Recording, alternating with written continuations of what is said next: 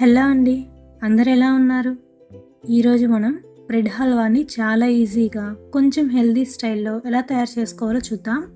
ఒక్కసారి ఈ విధంగా బ్రెడ్ హల్వా చేసి పెట్టారంటే మళ్ళీ బ్రెడ్ హల్వా అనగానే ఇలానే చేయాలనిపిస్తుంది. పిల్లలు కూడా చాలా ఇష్టంగా తింటారు. ఈ రెసిపీలో నేను చెప్పే చిన్న చిన్న టిప్స్ ఫాలో అయితే బ్రెడ్ హల్వా చాలా సాఫ్ట్గా, రిచ్గా, టేస్టీగా వస్తుంది. కాబట్టి వీడియోని ఎక్కడా స్కిప్ చేయకుండా చివరి వరకు చూడండి.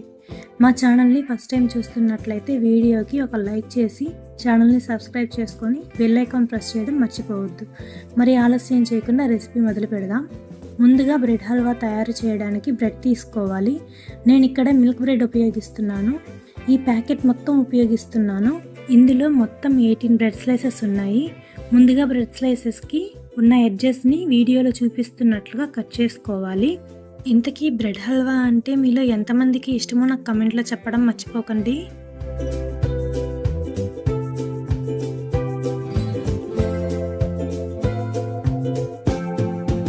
తరువాత ప్రతి బ్రెడ్ స్లైస్ని 4 ముక్కలుగా కట్ చేసుకోవాలి.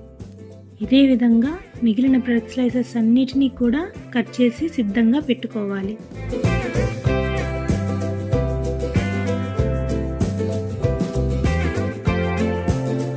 వీడియోలో చూపిస్తున్న విధంగా బ్రెడ్ స్లైసెస్ని కట్ చేసి పెట్టుకోవాలి.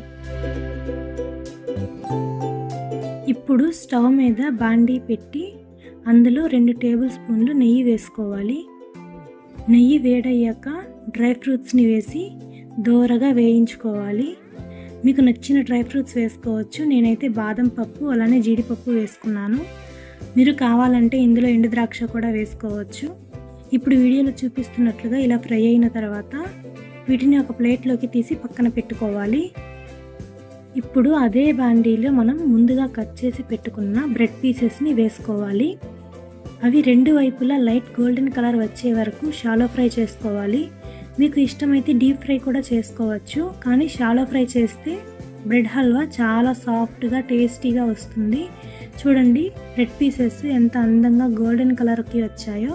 ఇప్పుడు వీటిని ఒక బౌల్లోకి తీసుకోవాలి.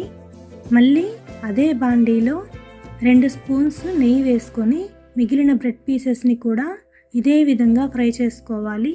బ్రెడ్ని డీప్ ఫ్రై చేసుకుంటే ఆయిల్ ఎక్కువగా పీల్చుకుంటుంది కదా, అలా ఆయిల్ ఎక్కువగా పీల్చుకోకుండా ఉండాలంటే ఏం చేయాలో నేను మీకు టిప్ చెప్తాను. మీరు ఇలా బ్రెడ్తో ఏదైనా రెసిపీ చేయాలి అని అనుకుంటే ఫ్రెష్ బ్రెడ్ కాకుండా ఒక 2 డేస్ ముందు నుండి తీసుకుంటే బ్రెడ్ కొంచెం డ్రైగా ఉంటుంది. అప్పుడు మీరు డీప్ ఫ్రై చేసిన ఆయిల్ అంతగా పీల్చుకోదు.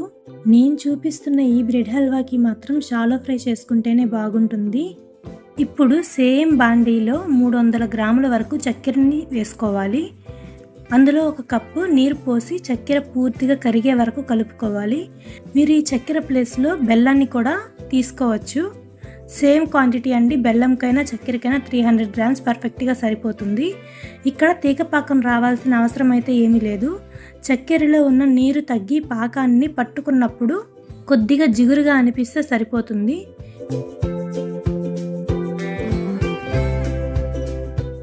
ఈ స్టేజ్లో ఫ్లేవర్ కోసం 4 యాలక్కాయలను దంచి వేసుకోవాలి.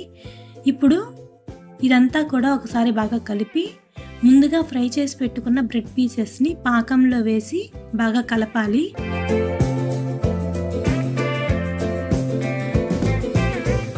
రెండు నుంచి 3 నిమిషాల్లో బ్రెడ్ పాకాన్ని పీల్చుకొని చాలా సాఫ్ట్గా మారుతుంది.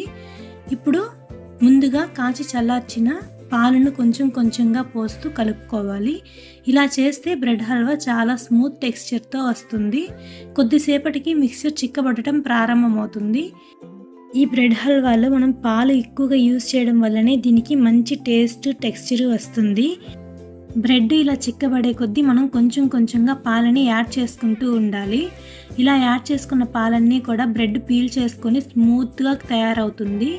ఈ బ్రెడ్ హల్వాని వేడివేడిగా తిన్నా లేదా ఫ్రిడ్జ్లో 1 గంట పాటు స్టోర్ చేసుకొని తిన్నా చాలా టేస్టీగా ఉంటుంది. నాకైతే పాలకోవ తింటే ఎలా అనిపిస్తుందో ఇది తింటుంటే నాకు అలానే అనిపించింది. నోట్లో అలా వేస్తే అలా కరిగిపోతూ ఉందన్నమాట.